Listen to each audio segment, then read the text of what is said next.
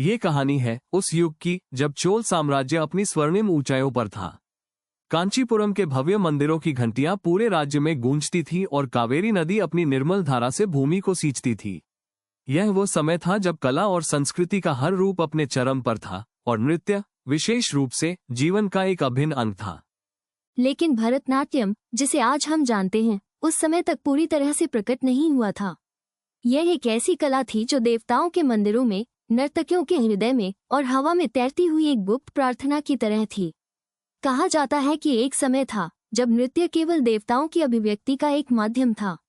अप्सराएं, स्वर्ग की नर्तकियां, इंद्रलोक में अपनी सुंदर मुद्राओं और मनमोहक लय से देवताओं को प्रसन्न करती थीं।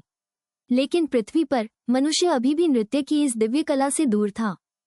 तब एक ऋषि थे जिनका नाम था भरत मुनि। वो एक तपस्वी थे जो हिमालय की ऊंची चोटियों पर ध्यान करते थे।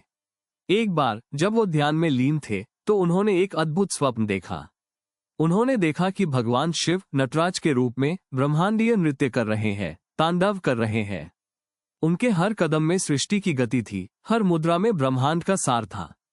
भरत मुनि इस दिव्य दर्शन से इतने प्रभावित हुए कि उनका हृदय नृत्य के ज्ञान को पृथ्वी पर लाने की इच्छा से भर गया। उन्होंने देवताओं से प्रार्थना की कि वे उन्हें इस कला का रहस्य बताएं। देवताओं ने उनकी प्रार्थना स्वीकार की और उन्हें नाट्य शास्त्र का ज्ञान प्रदान किया, जो नृत्य, नाटक और अभिव्यक्ति का एक संपूर्ण विज्ञान था। लेकिन नाट्य शास्त्र में वर्णित नृत्य अभी भी अपूर्ण था। उसमें वह लय और वो भावना नहीं थी जो नटराज के तांडव में थी। भरत मुनि को पता था कि इस महान कला को पृथ्वी पर लाने के लिए उन्हें एक ऐसी नर्तकी की आवश्यकता होगी जो न केवल नृत्य में कुशल हो बल्कि दिव्य प्रेरणा से भी भरी हो। तब एक युवा नर्तकी की कहानी शुरू होती है जिसका नाम कल्याणी था।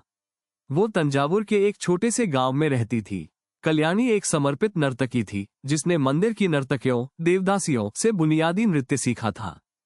कल्याणी के दिल में एक गहरा जुनून था, एक ऐसी भावना थी जिसे वो केवल नृत्य के माध्यम से व्यक्त कर सकती थी। कल्याणी हर सुबह सूर्योदय से पहले गांव के शिव मंदिर जाती थी।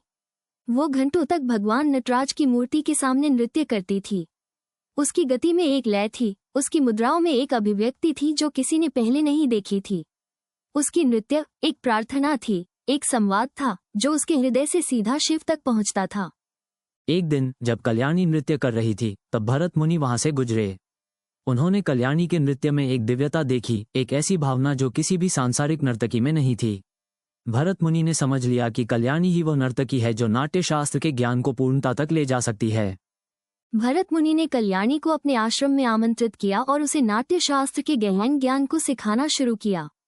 उन्होंने उसे अदानु, कदम ताल, मुद्रा, हाथों की सांकेतिक भाषा और अभिनय, भावनाओं की अभिव्यक्ति में प्रशिक्षित किया।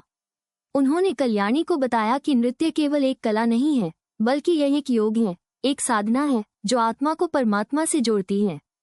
कल्याणी ने अपने गुरु से सब कुछ सीखा और अपने नृत्य में एक नई गहराई और शक्ति लाई। वो केवल एक नर्तकी नहीं थी, बल्कि वो एक नृत्य योगिनी थी। कल्याणी ने भरत मुनि के साथ मिलकर नटराज के दिव्य तांडव से प्रेरित होकर नृत्य की एक नई शैली विकसित की। यह वो नृत्य था जिसमें भारत के नाट्य शास्त्र के अनुसार और नाट्यम, नृत्य का मेल था। इस प्रकार भरतनाट्यम का जन्म हुआ। भरतनाट्यम केवल एक नृत्य नहीं था, बल्कि यह एक कहानी थी जो देवताओं और मनुष्यों के बीच के संबंध को दर्शाती थी। ये जीवन और मृत्यु, सृष्टि और विनाश, खुशी और दुख की कहानी थी। यह उस भावना का प्रतीक था जो हर इंसान के दिल में होती है, वह भावना जो उसे ईश्वर से जोड़ती है। कल्याणी ने भरतनाट्यम को पूरे चोल साम्राज्य में फैलाया। उन्होंने देवदासियों को शिक्षित किया, मंदिरों में नृत्य प्रदर्शन किया और लोगों को इस दिव्य कला के महत्व को समझाया। जब लोगों ने भरतनाट्यम देखा तो वे उस सुंदरता, उस शक्ति और उस भावना से मोहित हो गए। वे समझ गए कि नृत्य केवल एक मनोरंजन नहीं है, बल्कि जीवन का एक गहरा अनुभव है। कल्याणी, भरत मुनि और उन सभी नर्तकियों की याद में जिन्होंने इस कला को आगे बढ़ाया, भरतनाट्यम आज भी जीवित है। यह एक ऐसी कहानी है जो आज भी मंच पर जीवंत होती है, एक ऐसा नृत्य जो आज भी आत्मा को परमात्मा से जोड़ता है।